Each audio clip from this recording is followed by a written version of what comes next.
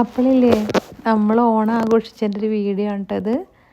അപ്പം നമ്മളിന്ന് ഞായറാഴ്ച നമ്മൾ 4 പേരും കൂടെ സുധാമയും അൻറ്റുവും ഞാനും ശ്രീജയും കൂടെ ഓണം ആഘോഷിക്കാൻ വേണ്ടിയിട്ട് ഓരോരുത്തരുടെ വീട്ടിൽ നിന്ന് ഇത്തിരിച്ച് ഫുഡൊക്കെ ഓരോരോ ഐറ്റംസ് ഉണ്ടാക്കി കൊണ്ടുവന്നിട്ട് ഞങ്ങളെല്ലാവരും കൂടെ ഒരുമിച്ചിരുന്ന് കഴിച്ച് കുറച്ച് ഓണക്കളികളൊക്കെ കളിച്ച് പിരിഞ്ഞു കേട്ടോ.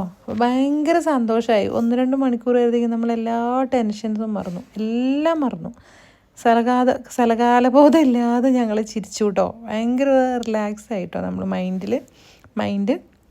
പിന്നെ ഒത്തിരി ഫുഡുണ്ടായിരുന്നു, അടിപൊളിയായിട്ടുള്ള ഫുഡായിരുന്നു. മനസ്സും നിറഞ്ഞു, വയറും നിറഞ്ഞു, ഒത്തിരി സന്തോഷമായിട്ടോ. ഞാനും എൻ്റെ ആണെന്നുണ്ടെങ്കിൽ സാരിയൊക്കെ കൊടുത്തു, സുധാമതയെ പുതിയ ചുരിദാറൊക്കെ ഇട്ട്, ശ്രീജ വെറൈറ്റി ആയിട്ട് ജീൻസും ടോപ്പും ഇട്ടു, വെറൈറ്റി പിടിച്ചു. അങ്ങനെ ഞങ്ങൾ ഭക്ഷണമൊക്കെ കഴിച്ചതിന് ശേഷം ഞങ്ങൾ ചെറിയ ഒരു ഓണക്കളിയൊക്കെ തുടങ്ങി. അതായത് നമ്മൾ സുന്ദരിക്ക് പൊട്ട് തൊടലെന്നും പറഞ്ഞ് തുടങ്ങിയതാണ്. പക്ഷേ സുന്ദരി ആയിരുന്നില്ല, വരച്ച് വന്നപ്പോൾ രാക്ഷസിയായിരുന്നു. എൻ്റെ കലാവിരുതാണ് കേട്ടോ രാക്ഷസീനെ വരച്ചുകൊണ്ട് വന്നത്. പിന്നെ രാക്ഷസിക്ക് പൊട്ട് തൊടുക, അതിനുശേഷം സ്പൂണിനകത്ത് ലെമൺ വെച്ചിട്ട് ഓടുക, അങ്ങനെയൊക്കെ ഞങ്ങൾ ചെറിയ കളികളൊക്കെ കളിച്ചു കേട്ടോ. അപ്പം നമുക്ക് ആ കളികളും കൂടെ കാണാവേ. സുന്ദരിക്ക് പൊട്ടുതൊടലാണേ.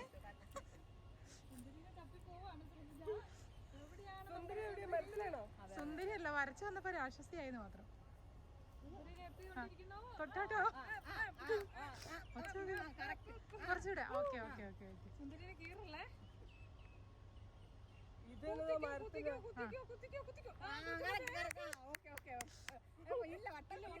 ശരിക്കും കുത്ത, ഒരു ഇച്ചിരി വട്ടത്തി വരയ്ക്കേ. വട്ടത്തി വരയ്ക്കണേ. വരച്ചു കറക്റ്റ് സ്ഥലമാണ്.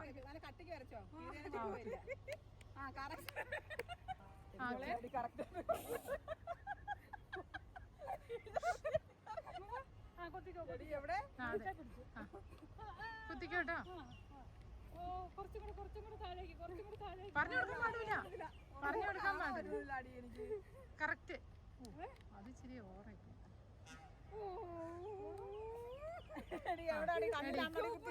എടി അല്ലടി കാണുന്നുണ്ടീ. ഓക്കെ ഓട്. മരത്തെ പിടിക്ക്.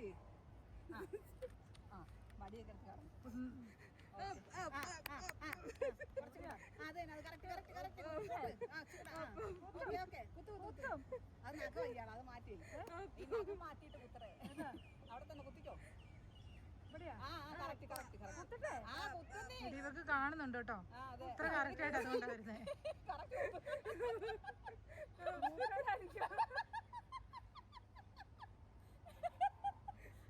കണ്ടോണ്ടോ?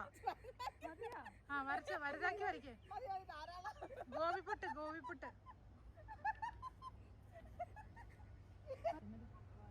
നെറ്റിയല്ലടി എനിക്ക് വയറ് എന്താ ഞാനടി കിടക്കട്ടെ.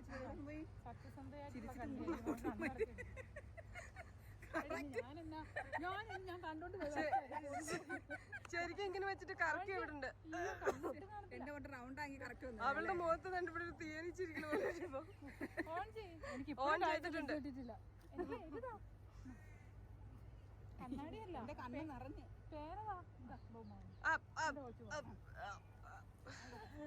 അവന്റെ സുന്ദരി പോയി.